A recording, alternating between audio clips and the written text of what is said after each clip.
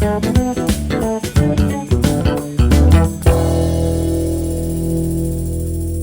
à toutes et tous, bienvenue dans ce podcast indispensable, une série dédiée à la représentation des troubles 10 dans le parcours scolaire. Aujourd'hui, nous sommes en compagnie de Neila, étudiante en BTS SAM à l'ISME de Nantes. Merci d'être avec nous pour partager ton expérience. Moi, c'est Neila. Je vais vous parler un peu de ma dyslexie et comment ça m'a amenée jusqu'à la fille que je suis aujourd'hui. Est-ce que tu peux nous parler du coup un petit peu plus du trouble dont tu es atteinte aujourd'hui ? Alors moi, je suis dyslexie, pardon. Donc ça a été diagnostiqué en troisième grâce à mon infirmière qui a vu que c'était pas normal que le temps de compréhension des sujets très simples. Que j'arrivais pas du tout à les comprendre.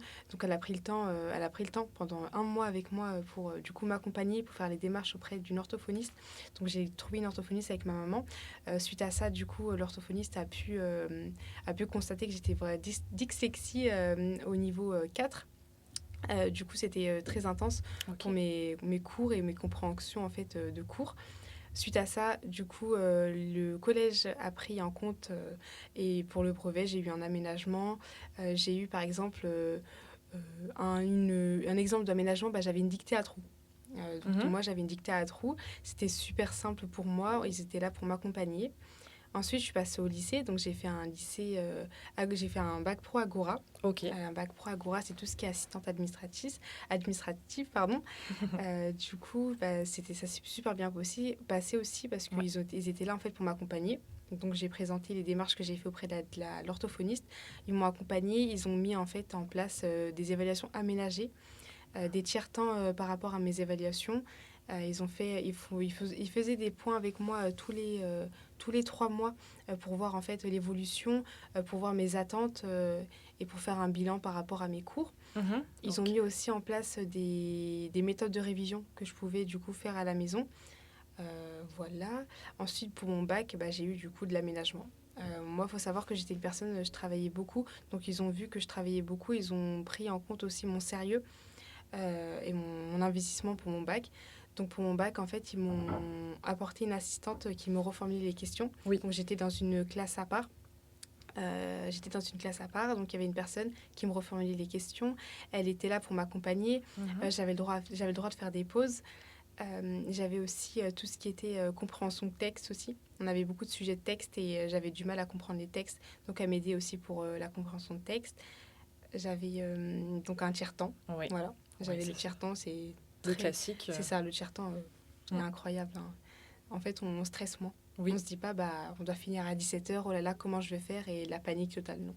On se dit, c'est tranquille, on doit finir à 17h, mais je peux rester jusqu'à 19h, voire 19h15. Donc le stress, il est plus d'actualité. D'accord, mais c'est pas mal, on se rend compte au final que tu as eu recours à plusieurs aménagements qui peuvent t'aider au quotidien dans ce trouble de dyslexie. Maintenant, on aimerait savoir un petit peu comment ça se manifeste pour toi au quotidien, notamment dans les apprentissages, en cours, etc. Comment ça se passe pour toi ? Alors, c'est vrai que ça reste toujours compliqué. Ça reste toujours compliqué dans le sens où je vais avoir toujours du temps de compréhension. Une fois que je vais comprendre le sujet demandé, les personnes de ma classe vont être déjà en phase de correction. Donc, je vais avoir toujours ce temps, ce frein aussi. Donc, je suis les cours. Je me dis, je ferai les exercices à la maison. Moi, comment je m'organise, c'est que je vais toute la journée, je vais suivre les cours et je me dis, le soir, je vais reprendre mes cours et je vais refaire les exercices. Et le lendemain, ce qui est bien, c'est que le lendemain, le prof ou la prof ou le formateur ou la formatrice actuellement peut me corriger, peut prendre le temps de me corriger les exercices que j'ai fait le soir. D'accord, ok, donc oui, actuellement tu es suivie. C'est ça. Etc. Est-ce que ça a pu... et comment ça s'est passé avant dans tes cours précédents ? C'était pareil Alors, dans mes cours précédents, au lycée par exemple, j'osais pas. J'osais pas du tout redemander, j'osais pas reposer la question. Donc en fait, je me renfermais. J'avais peur en fait du jugement des autres. J'avais peur d'aide. Enfin, j'avais peur de demander de l'aide. Par rapport au jugement en fait de nos camarades. Donc c'est très compliqué malgré l'aide que j'ai eue. Et je voulais pas en fait déranger. Voilà. Je voulais pas déranger et ralentir la classe. Au-delà de ce que tu nous racontes actuellement, est-ce que quelles sont les difficultés que tu peux rencontrer tout au long de ton parcours scolaire? Tu nous en as un petit peu parlé, mais est-ce que voilà, tu as des idées en tête de certains moments de difficultés? Alors les difficultés, c'est vraiment la compréhension.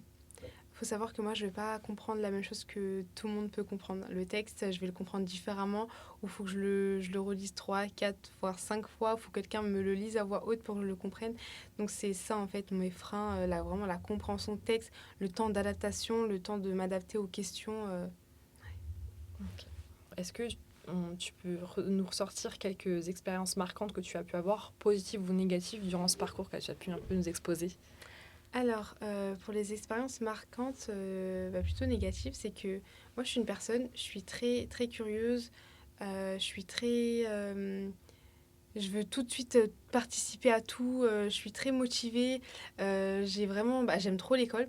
Donc en fait, à chaque sujet, j'avais les réponses en tête. En fait, le problème, c'est que j'osais pas. J'avais toujours ce franc moi, je me dis non, Naïla, toi qui es dyslexique, pourquoi tu aurais la bonne réponse? Et du coup, c'était vraiment un frein pour moi. Je me suis dit, mais. Et finalement, j'ai une camarade qui répondait exactement la même chose que j'avais en tête. Je me suis dit, mais pourquoi? Enfin, pourquoi t'as pas osé? Pourquoi? Et c'était comme ça pendant 3 ans, j'osais pas. Mm. Malgré l'aide que j'avais, j'osais jamais. Et ça, c'était vraiment une période très négative. Négative. Ouais. C'était un petit peu un manque de confiance en toi C'est dû ça, à ce exactement. trou. Ok. Et pour les expériences positives, du coup, Ouais. pour moi, je trouve que c'est un plus. Ça m'a donné un plus parce qu'en fait, à chaque obstacle, j'avais un objectif. Je me suis dit, je vais toujours faire plus. Et en fait, grâce à ça, je fais toujours plus. Je me satisfais pas de ce que j'ai, Mhm. des résultats que j'ai. Donc, je vais toujours vouloir avoir plus. Donc, je vais avoir plus, mais je vais toujours encore vouloir avoir plus. Donc, en fait, je suis déterminée à vouloir avoir plus. Et je suis très satisfaite finalement aux résultats et aux comptes rendus que je rends, aux exercices, aux évaluations. Parce qu'en fait, c'est un, c'est une force. Je me dis, c'est une force en fait. Je trouve mes méthodes de Mhm. méthodologie, je trouve mes méthodes de révision. Je me fais des petites cartes mentales assez jolies pour que ça soit plus attirant à lire. Je me fais des révisions. Dans ma voiture, j'écoute en fait mes notes. Oui, Je me fais des audios, j'écoute mes notes. Voilà, je trouve en fait ma façon de faire. ta façon de C'est travailler ça. qui te donne envie de travailler. Et Ok. du coup, grâce à ça, je peux la partager aux autres. Et je Oui. me dis, c'est très positif en fait. J'ai trouvé ma façon de faire et je peux la partager aux autres, je peux la partager à mes camarades, même s'ils ne sont pas atteints de la dyslexie. Ça peut être un atout pour eux aussi. Et je me dis, en fait, c'est le côté positif, c'est que je suis très créative et j'ai plein d'idées en tête que je peux les partager à tout le monde. Ok, très bien. On comprend dans ton discours que tu es quelqu'un qui est déterminé, C'est ça. qui se repose pas sur ses acquis. Donc c'est intéressant à entendre et à comprendre. Et alors, toi, du coup, auparavant, est-ce que tu as pu avoir d'autres accompagnements que ceux que tu bénéficies actuellement aujourd'hui? Donc, comme j'ai dit, j'ai fait un bac pro Agora. Donc, grâce à mes accompagnements, j'ai eu mon bac pro, j'ai eu mon bac avec mention assez bien. Ensuite, j'ai fait un BTS GPME dans un campus. Donc là, j'ai pas eu du tout d'accompagnement. Ce qui fait que ça m'a freiné dans mes apprentissages. Je me suis encore plus renfermée sur moi-même. Je me suis dit, mais c'est impossible, je vais jamais y arriver. Comment je vais atteindre mes objectifs sachant que j'ai pas d'accompagnement malgré le fait que j'ai relancé l'équipe PEDA, malgré le fait que j'ai fait montrer les preuves que je dois être accompagnée, j'ai pas eu ce soutien-là. Je me suis dit, mais comment je vais faire? J'ai découvert ISME. Voilà, j'ai découvert ISME. J'ai découvert aussi Florence. Oui. Voilà. J'ai découvert aussi Florence qui m'a accompagnée de A à Z. Je sais que l'année prochaine, elle sera là pour m'accompagner. C'est une personne vraiment formidable. Elle m'a directement mis à l'aise face à ça. Donc voilà, elle m'a accompagnée. On a fait un point avec elle. J'ai fait un point avec elle. Elle a pris le temps d'envoyer un mail à tous les formateurs et formatrices pour qu'ils m'accompagnent par rapport à ça. J'ai une formatrice formidable aussi qui m'a accompagnée, qui prend le temps en fait de m'accompagner dans mes cours. Donc je trouve ça super, vraiment super. Est-ce que l'accompagnement que tu reçois actuellement aujourd'hui, il est adapté mais à tes besoins personnels? Alors oui, grâce aux cours qu'on fait, on a des divers cours qu'on fait sur la confiance en soi, sur l'éloquence, sur la communication, etc. Donc en fait, moi je pense ça comme une force, comme un accompagnement qui peut me suivre tout au long de mon parcours. Très bien. Et aujourd'hui, comment l'accompagnement s'est mis en place à l'ISME? Est-ce que c'est toi qui allais toi-même informer l'école ou c'est l'école qui est venue vers toi pour te demander si tu avais quelque chose Alors, en premier temps, lors de mon premier jour à l'ISME, la directrice a partagé en fait l'accompagnement qu'on pouvait avoir. Euh, donc, j'ai trouvé ça hyper intéressant. Je me suis dit, waouh, donc premier jour, on me met à l'aise directement. C'est incroyable. Donc, moi, je suis partie voir Florence, je me suis renseignée, donc je suis partie voir Florence. Je lui ai dit, bah voilà, je suis tic sexy, j'aimerais avoir un accompagnement. Et elle m'a tout de suite pris un rendez-vous, elle m'a donné un rendez-vous, elle m'a accompagnée. On a fait les démarches ensemble.